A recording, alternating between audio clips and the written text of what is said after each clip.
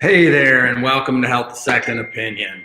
Dr. Chad McDill here with you. Excited about another week of hopefully bringing you some good information that can improve the quality and the quantity of your life, your family's lives, and help brighten the season that we have entered into.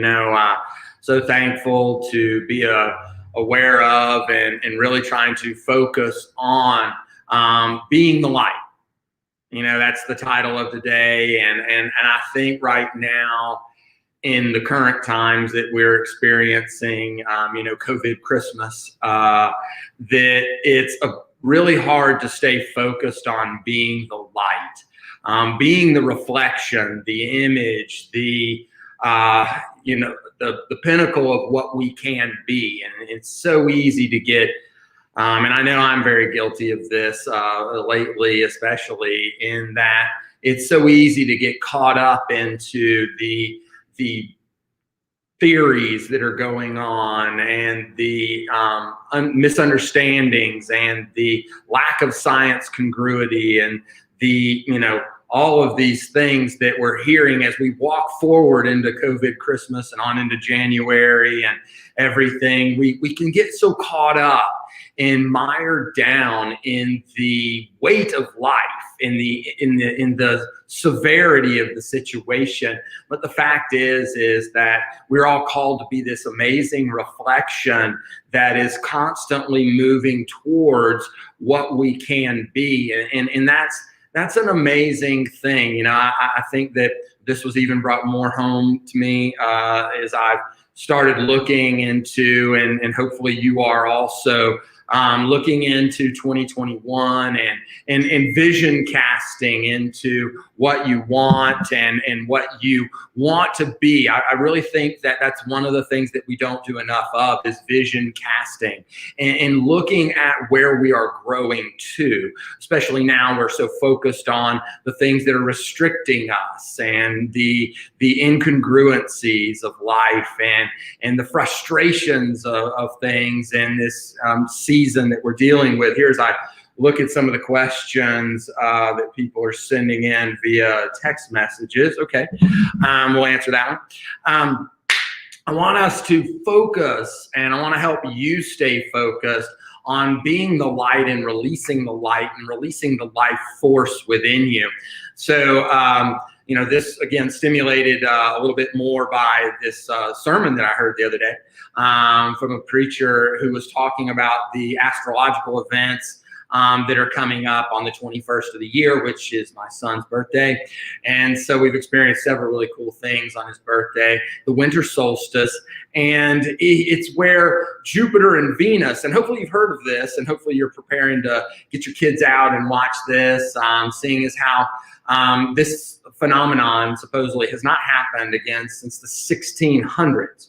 And then, scientists were trying to look at putting it back towards the time of the birth of Christ as being the supposed star of Bethlehem, and that was, of course, shown not to be. But we have this astrological event that happened in the 1600s, it happened in 1200, it happened again somewhere around 900, and then right around the time of the birth of Christ.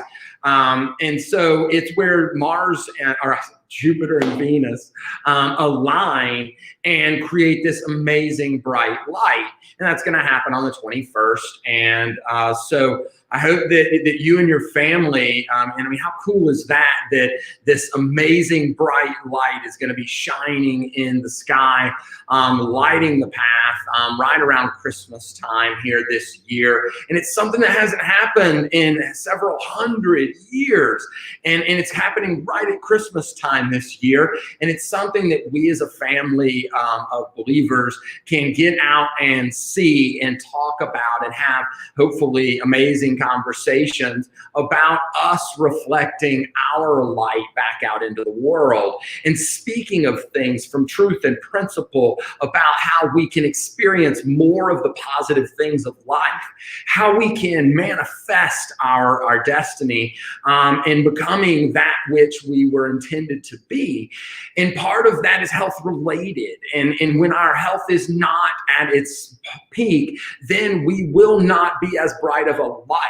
And right now, everybody's being challenged in this, COVID times. And one of the things, I speak directly, with it, in reference to experiencing it, that, these things, it is something that is real, and it's something that is a new experience, something in a way that I was sick, that hadn't experienced those things before, but it is something that brings me back to this truth and this principle that the host determines the reaction. And so all of us, if we are developing more light inside of us, and we are trying to reflect that, and we are trying to become that, and we are vision casting what we want into 2021, and what we're going to do to develop more of this with our family and our children, and we're looking at life this way, then we have to stay focused and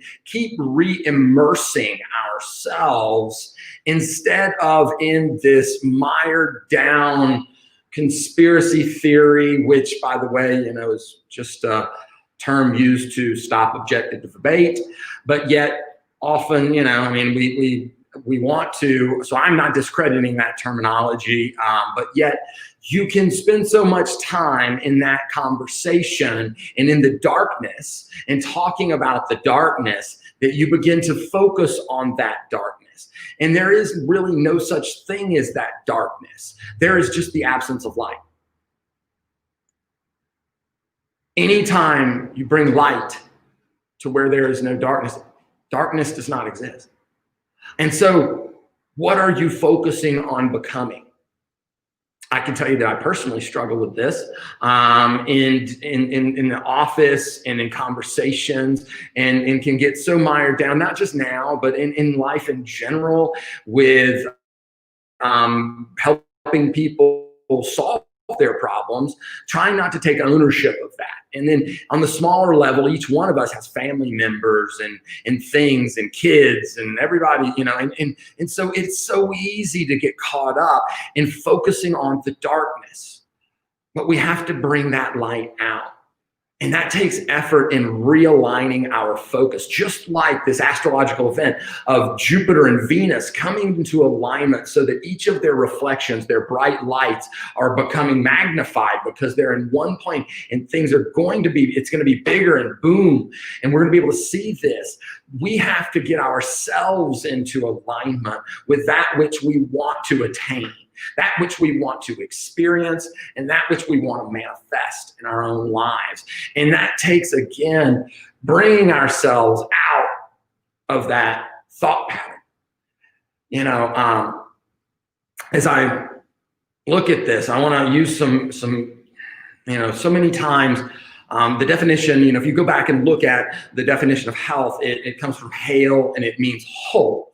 And so many people in America will never be whole because they've had body parts removed, gallbladders and things like this. And so I want to use a few examples of how amazing our body is, because sometimes we ask ourselves, well, why am I not healthy? Or why is so-and-so not healthy? Why is so-and-so not getting, when it seems like they're doing a lot of the things?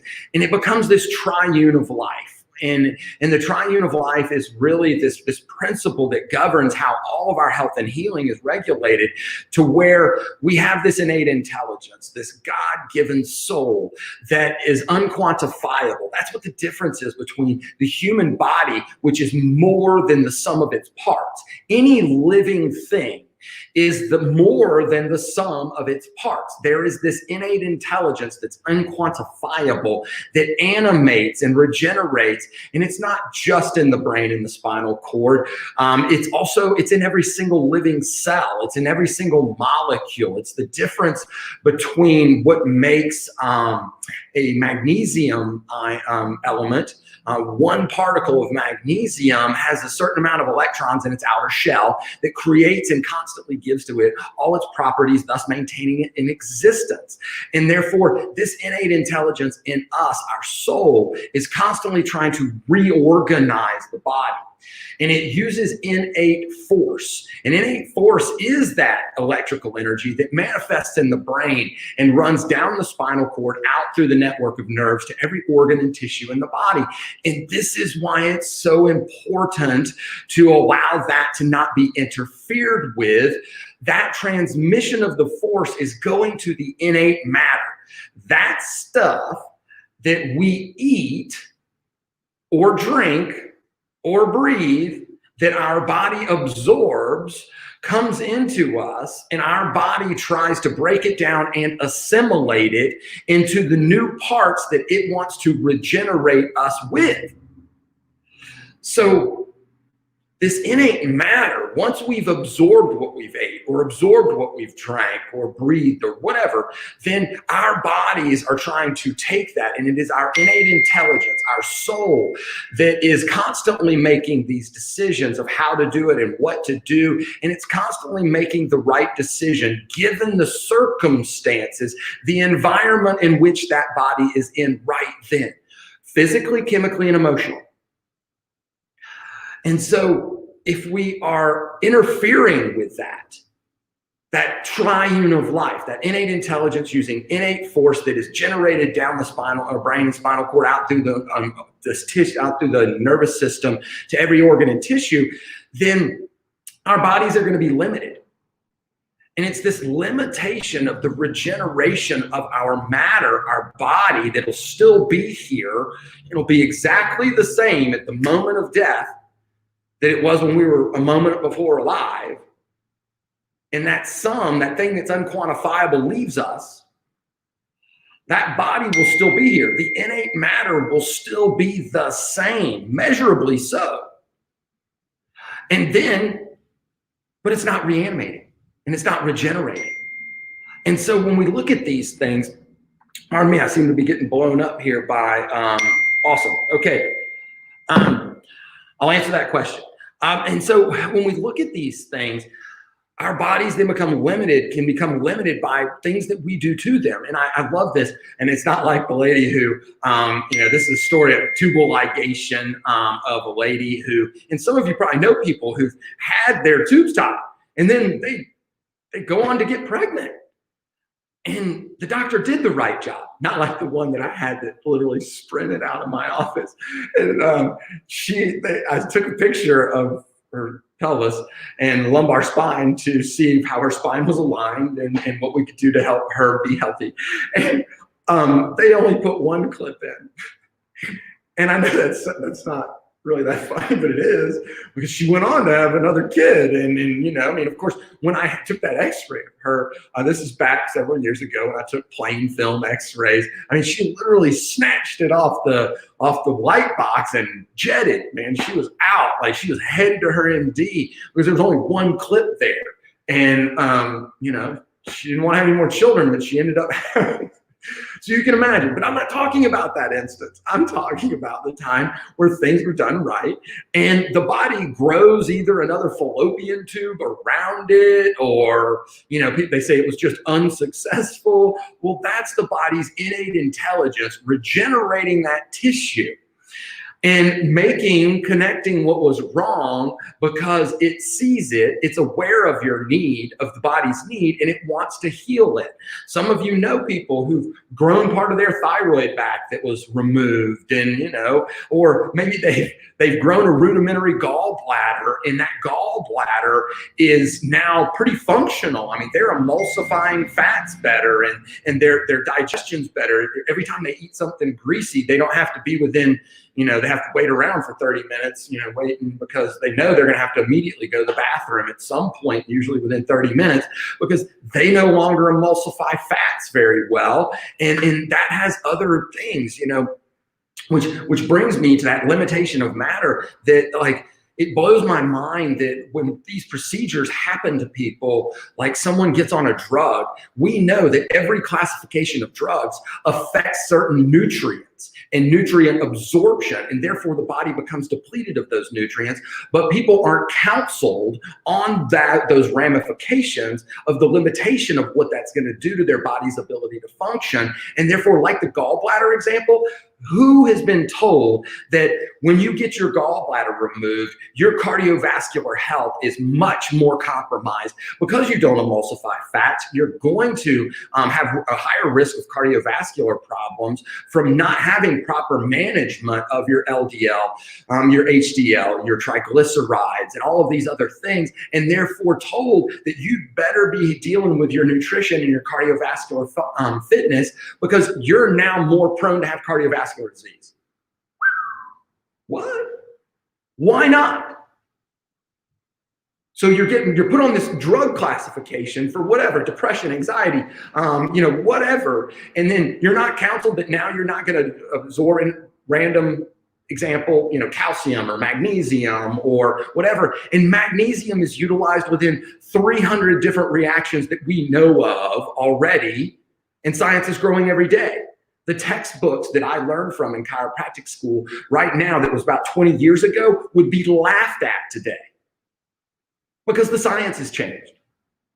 And so when we look at these things, we have to understand that the science will always change, and that we need to be aware of these things.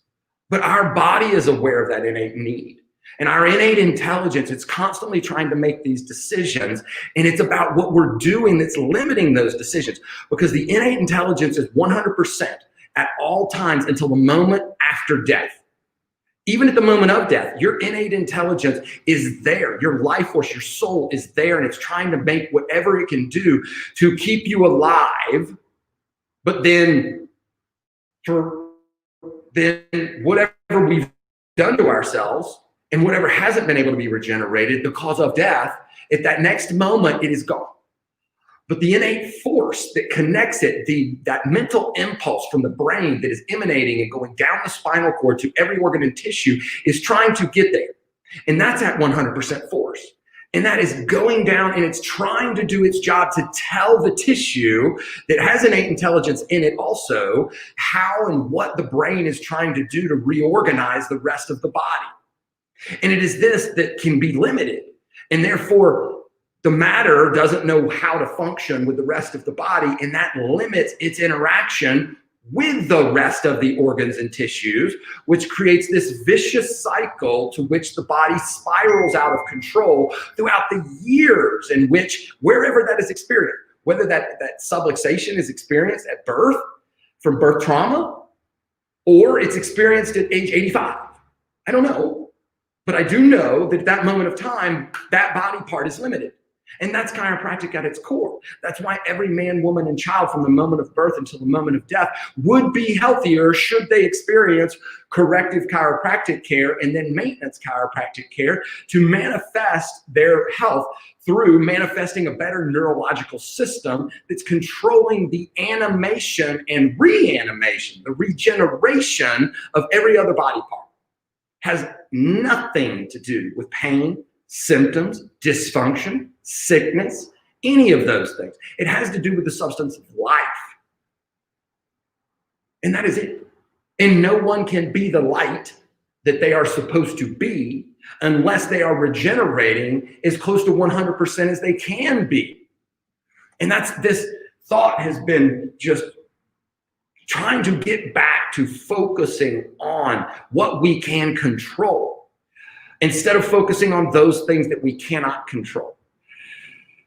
I cannot control the fact that Pfizer's trying to do a mRNA vaccine, which is going to turn your body, if you take it, into the machine that produces the actual protein that then the body reacts to. And some people possibly could produce too much. And I mean, that could cause a burden on the kidneys, and that could cause renal failure. We don't know. I don't know if you're going to fall into that category if you do it. I don't know if you're not going to fall into that category if you do it. But I know I'm not going to. So there you go. I know I'm safe, and my family's safe. But the fact is that that's not the point. The point is that I can control what I'm putting into my body, physically, mentally, spiritually. so that I can reflect what I am taking in. I can reanimate my body in the way in which I want to direct my life.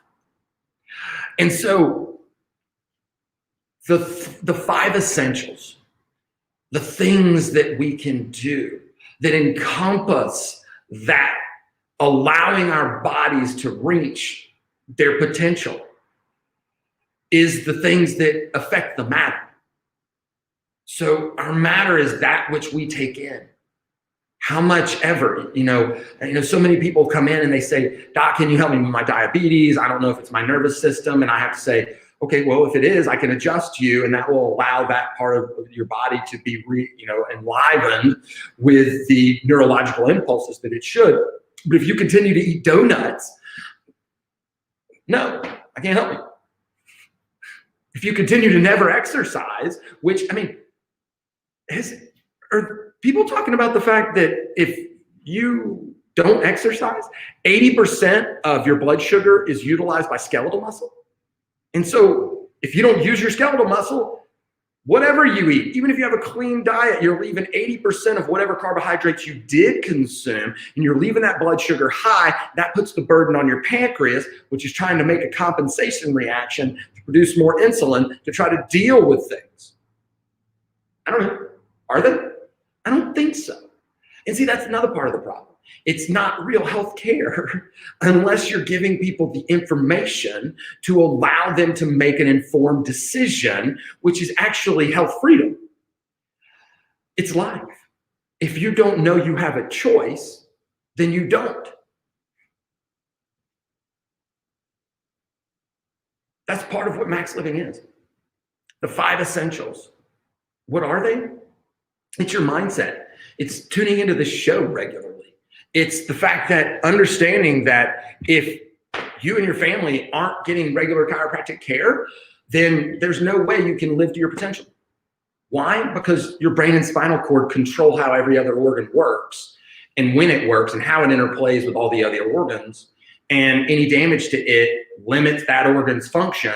And then that organ's chemistry with the rest of the body is affected. And if it's your thyroid, then it affects your metabolism. And we know what that does to all the other hormones and how that affects, your energy and your moods and your skin quality, your hair quality, your, just go down the list. Follow the example. But the only way to know that is to have a checkup. And so one of the things that we're doing, talk about being part of the light. It's good times. Love the Trenton Sheriff's Department. They were doing a toy drive this year, and so we decided to support them in the beginning half of December. And we took all the new patients that came in, and we allowed them to bring in $60 worth of toys or $60 gift card. And we took that over to the Sheriff's Department. And I just looked over and saw the thing, and we raised about $350 and we took that over there, and they get to utilize that to make sure that these kids are having a better Christmas. It's awesome. Thank you, Sheriff Ray Cross, and all those that are involved in it. God bless. And I'm glad to be a part of that. And I'm so thankful to the Optimist Club, who they are participating in feeding through DFACS, in which we raised $700 for during Thanksgiving, which we split, and now half that money's going out to for Christmas. Being the light. One of the hardest things is to deal with all of the things that we must encounter and then try to show up back at home or at our job, in our marriage, with that light. And this mindset that we're talking about is one of those. The second is that nervous system connection, the innate intelligence, creating that innate force from the brain down the spinal cord to every organ and tissue. That is an essential. Without it, we all know the old Christopher Reeve story, right? Everything dies. Then there's nutrition. If you are giving your body the stuff that's easy and available and what it needs, it will make it out of something else that might be junk. And then you're junk. And Twinkie body or whole food body, I don't know. It's up to you to make the choice. But learning not meal plans or fad diets or whatever, I'm talking about sensible decisions of how to eat, what to eat, portions, all that. Align your health book. Come by the office, buy one. Order it on Amazon. I don't care, but you need one. Then there's the exercise. There's what are you doing to make sure that the pump and all of the tubing that pumps through you to get blood to every body part can do it. And if you're not, it's not going to work right. You're going to create lack of oxygenation and nutrition to cause deficiencies to body parts. And one of the big things that so many people are concerned about is cancer. Well, that's one of the causes. Then there's our toxicity. What are we building up inside of us, physically, chemically, and emotionally? And then if we're not dealing with detoxing that stuff, then it's going to build up and it's going to cause problems. And I don't want that to limit your light. You are designed to be a reflection of all that is God, whatever God intended for you. And my job in chiropractic is to remove the nervous system interference and then to help teach you about what you can do to remove the other interferences in your life. And if that aligns with your thoughts on actually being healthy instead of trying to fight disease, and you want to become a part of the office, I invite you for the rest of the month. It's a new patients, $60. That's our gift of health for those around this Christmas season. If you want to be a new patient in the office, instead of the normal $150, it'll be $60 to become a new patient in the office. And I challenge you to start the vision of what you want to be, and then start to implement the 5 essentials and become that, just as I'm trying to do. And be the light of the world. Remember that, or a light in the world. We all know who the light of the world is. And I hope. And then want to know the 21st. Remember the Jupiter-Venus alignment, the winter solstice. And God bless. Happy birthday to my son ahead of time. And I hope to see you next week on Health, a Second Opinion.